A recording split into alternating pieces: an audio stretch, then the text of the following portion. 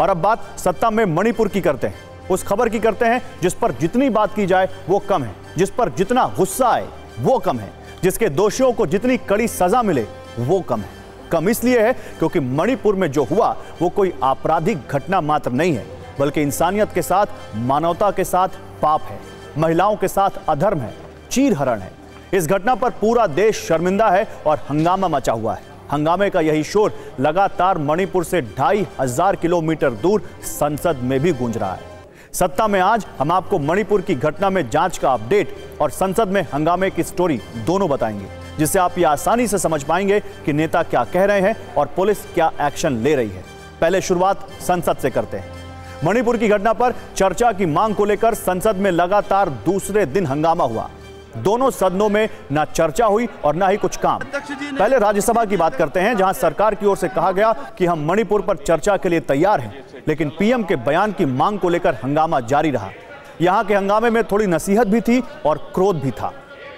दरअसल उपराष्ट्रपति जगदीप धनखड़ हंगामा करने वाले विपक्षी सदस्यों को लगातार बैठने के लिए कह रहे थे, लेकिन जब सांसद शांत नहीं हुए तो उन्होंने आम आदमी पार्टी के 2 सांसद राघव चड्ढा और संजय सिंह को फटकार लगा दी। उपराष्ट्रपति ने कहा, मिस्टर चड्ढा सीट पर बैठ जाइए, लेकिन सभापति के बार बार कहने पर भी वो नहीं माने तो उन्होंने पूछा कि आपकी सीट में कुछ गड़बड़ है। एक बार सुनिए राज्यसभा में आज हुआ क्या था।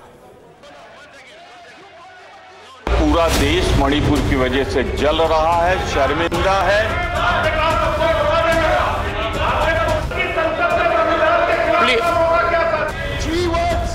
Three words were expunged.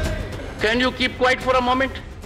It has become your habit to rise and raise a point. I give time every time. It is not a public street. One second. Dr. Keshara, what is Gaya Samadhi? Read Constitution, get guidance, get enlightened, so that people do not laugh at us. You need to study.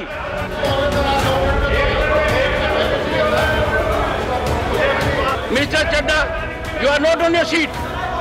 No, is it the conduct you learned? No, is it your conduct that you will travel all over the house? Raghav, take your seat. Just one second, Raghav. Is something wrong with your seat? Every time you jump.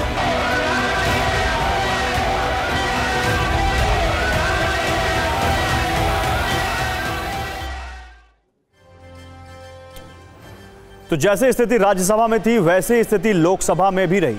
जैसे ही लोकसभा की कार्यवाही शुरू हुई और रक्षा मंत्री बोलने के लिए खड़े हुए, विपक्षी दलों के सदस्यों ने नारेबाजी शुरू कर दी। हंगामे के बीच राजनाथ सिंह ने कहा कि सरकार मणिपुर पर चर्चा करने को तैयार है। कुछ दल हैं जो सदन चलने नहीं देना चाहते, लेकिन विपक्षी दलों के सदस्यों की मांग थी कि पीएम सदन में मणिपुर पर बयान दे, तभी वो शांत बैठेंगे। हंगामा बढ़ा तो पहले सदन को 12 बजे तक के लिए और फिर 24 जुलाई तक के लिए स्थगित कर दिया गया। अध्यक्ष जी ने किसी भी स्थगन प्रस्ताव के नोटिस को स्वीकृति नहीं दी। जम्मू एंड कश्मीर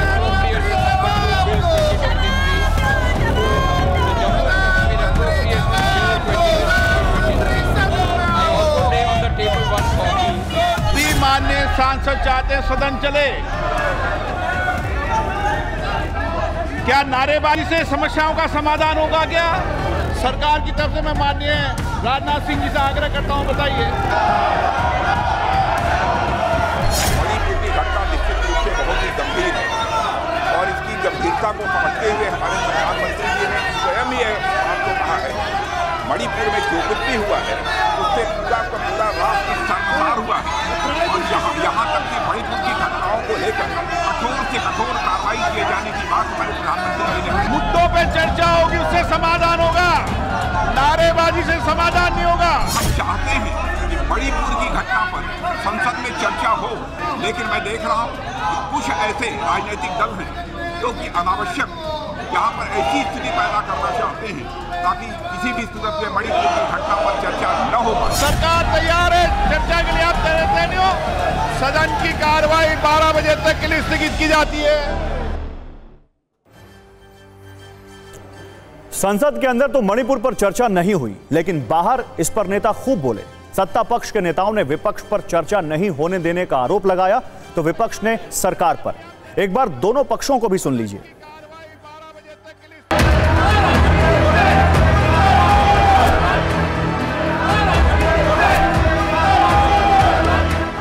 हाउस जब चल रहा है तो ये हमारा प्रिविलेज होता है कि सभी पार्लियामेंट मेंबर्स का उनके लीडर आकर पहले पार्लियामेंट को बताए, उसके बाद बाहर वो प्रेस कॉन्फ्रेंस करे। तो विपक्ष कोई ना कोई बहाना बनाता है कि चर्चा ना हो, सदन ना चले। कुछ लोग सदन के सदस्य नहीं रहे तो उनकी मंशा तो यह है कि सदन उसके बाद चले ही ना, और वो तब भी नहीं चलता जब सरकार चर्चा करने के लिए तैयार हो।